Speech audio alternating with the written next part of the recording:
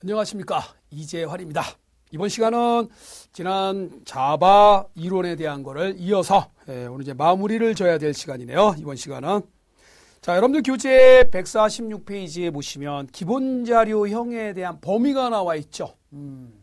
이 범위, 물리적인 그릇으로 담을 수 있는 자료의 내용이 벗어나면, 넘치면 오버플루라고 얘기하죠.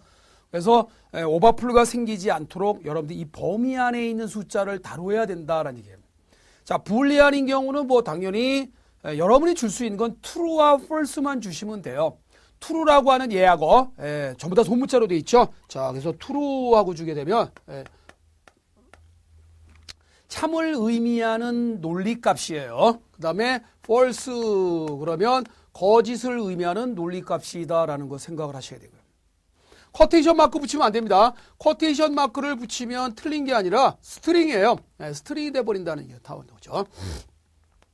자, 스트링과 논리값에 대한 거를 구별을 잘 해주셔야 되겠고요. 그 다음에 캐릭터, 문자인 경우에는 여기도 다 나열할 수는 없잖아요. 그러나 문자라 하더라도 바로 정의되어져 있는 정수형 자료의 값이에요. 0에서 65,535까지의 범위를 갖는다 그런 얘기죠. 그러면 자, 0에서 65,535다. 이게 이제 16비트로 표현이 되어질 수 있는 숫자의 범위다라고 생각하시면 돼요.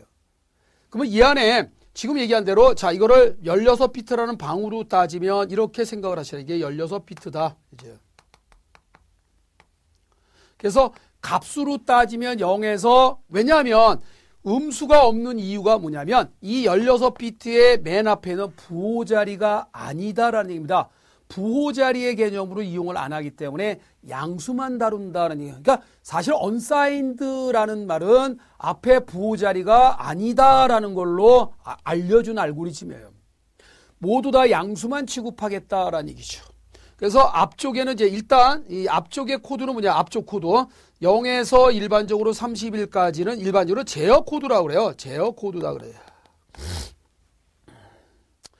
그 다음에 32에서부터 127까지는 이제 요걸 나누면 32에서 127을 나누면은 앞쪽에 제일 먼저 나오는 게 뭐라고 하냐면 특수 문자가 나옵니다. 특수 문자가 나오고요. 그 다음에 숫자가 나오고요. 그 다음에 영문 대문자가 나오고 영문 소문자가 나온다 그러니 이렇게. 그래서 잘 아시다시피 우리가 아스키 코드는 지금 미국 사람들이 사용하는 것은 바로 이제 특수문자, 물론 우리도 사용하지만 특수문자라든가 0에서 9라고 하는 아라비아 숫자라든가 영문 대문자는 이제 A에서 Z가 되겠죠. 이렇게 영문 소문자는 소문자 A에서 Z까지 된다 그러니. 이 정도는 기억을 해둬야 될 게 뭐냐면 보통 이제 숫자 같은 경우에는 48에서부터 이거를 32에서 47까지가 특수문자다라고 생각을 하시고요. 그 다음에 숫자는 48에서부터 57까지 되어 있고요. 그 다음에 영문 대문자는 65에서 25니까 90까지 되어 있고요. 그 다음에 영문 소문자는 97에서 122까지 되어 있다 그러니. 일부러 외우진 마시고요.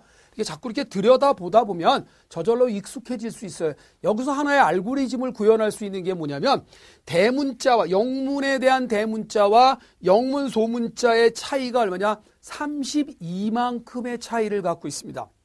바꿔 얘기하면 알고리즘이 대문자를 소문자로 바꾸세요. 그러면 해당 대문자에다 32를 더해 주시면 되고요.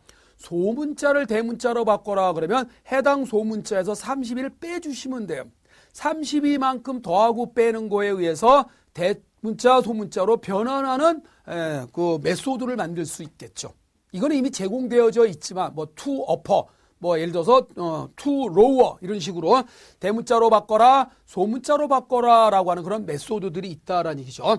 자, 그 다음에 요쯤에 와가지고 3만 개를 배당을 한 게 이제 뭐냐면 한자를 배당했고요. 이어서 한글, 이어서 일본어. 한글은 12,000자, 그 다음에 일본어는 6,000자 정도 이렇게 배당을 해서 쓰기로 했다라고 이제 전 세계적으로 표준화를 했다. 이게 유니코드다라는 얘기죠.